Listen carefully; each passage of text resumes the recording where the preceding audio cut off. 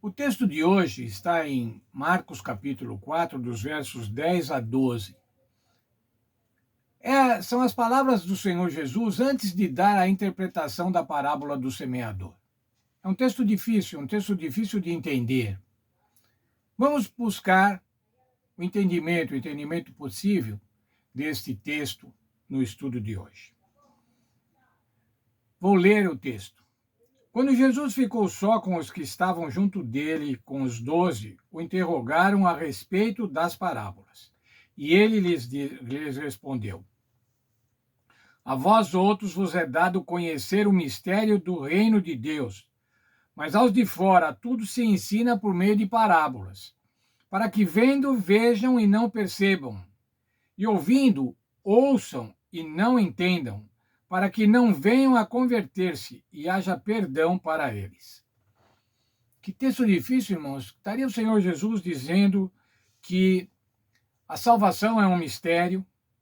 Estaria Jesus excluindo determinado grupo de pessoas do plano da salvação?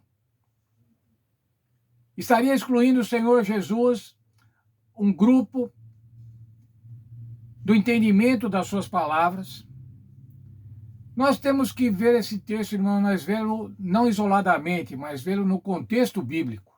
E no contexto bíblico, irmão, nós vemos que o plano de Deus é sempre salvar todas as pessoas. Jesus sempre manifestou interesse pela salvação de todas as pessoas. Como diz o texto versório da Bíblia, porque Deus amou o mundo de tal maneira que deu seu Filho para que todo aquele que nele crê não pereça, mas tenha a vida eterna. Esse é o plano de Deus. Mesmo no livro de Marcos, irmãos, nós temos algumas ações salvadoras do Senhor Jesus. Salvadoras constantes no Evangelho de Marcos. Vamos lá ver o texto que a nossa lição indica. Marcos 3, 5 e 6, Jesus se entristeceu pela dureza dos líderes. Em Marcos 3, 22 a 30, ele levou a sério o que os escribas disseram e explicou que eles estavam errados. Em Marcos 12, 1 a 12, os líderes compreenderam que a parábola dos lavradores maus se referia a eles. Mas o que era isso? Isso era uma acusação? Isso era uma condenação? Na verdade, era uma advertência sobre o desfecho da conspiração deles contra Jesus e as terríveis consequências que isso teria. Esse texto do Senhor Jesus, irmãos, com relação às parábolas, não se trata de uma exclusão, porém de uma advertência.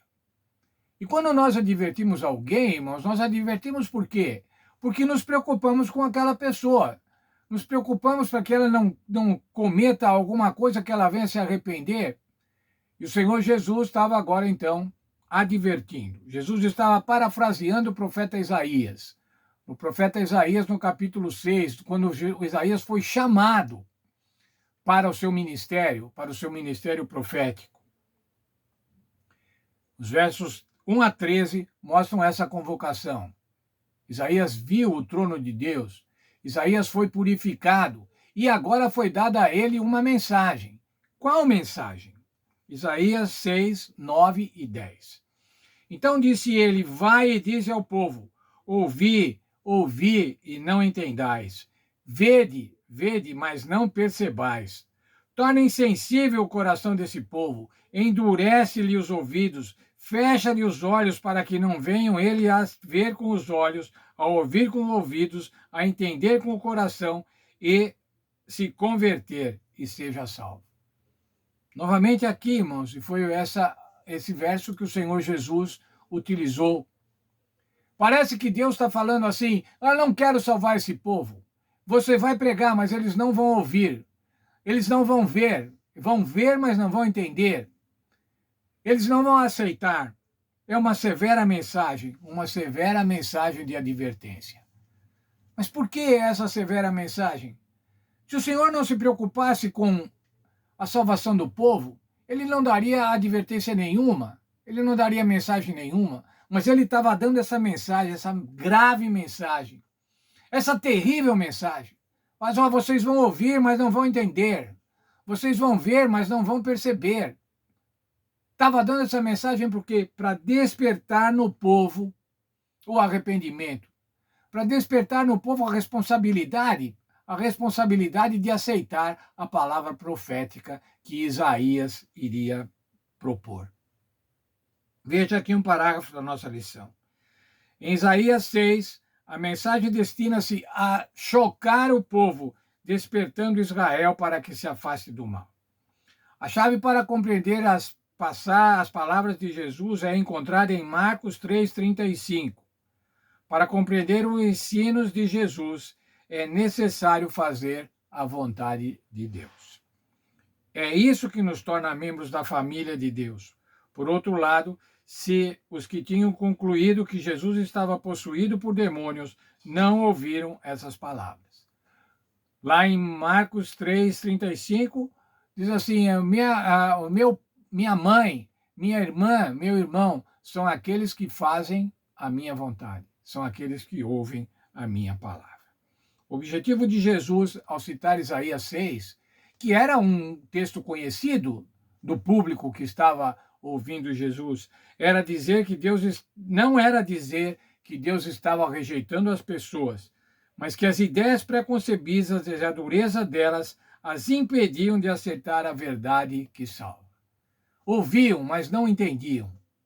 Isso quer dizer, não permitiam que o Espírito Santo trabalhasse, não permitiam que o Espírito Santo mudasse os seus corações. A verdade que salva está permeada, atravessa a parábola do semeador. E agora, como eu já disse ontem, cada um escolhe o tipo de solo que deseja ser. Todos precisam decidir se vão ou não se render a Jesus. Aceitar ao Senhor Jesus, irmãos, é uma decisão absolutamente pessoal, singular, de cada pessoa. Eu não posso fazer com que a minha mulher aceite o Senhor Jesus. Ela não pode fazer com que eu aceite o Senhor Jesus. Não posso fazer com que os meus filhos aceitem o Senhor Jesus, por mais que eu queira. Os meus netos, os meus irmãos da igreja, os meus vizinhos. Eu posso pregar a eles a palavra. Eu posso dar um exemplo, mas eu não posso obrigá-los a aceitar. Eu não posso obrigá-los a se tornar terra boa, a serem terra boa. Eu quero muito que todos eles sejam, mas eu não posso fazer isso. Assim como o Senhor Deus não pode me obrigar a ser terra boa. Essa é uma decisão pessoal. Que Deus nos abençoe e que a gente tome sempre, todas as vezes, a posição a favor de aceitar a mensagem do Senhor Jesus, de aceitar a palavra, de deixar que a semente germine no nosso coração.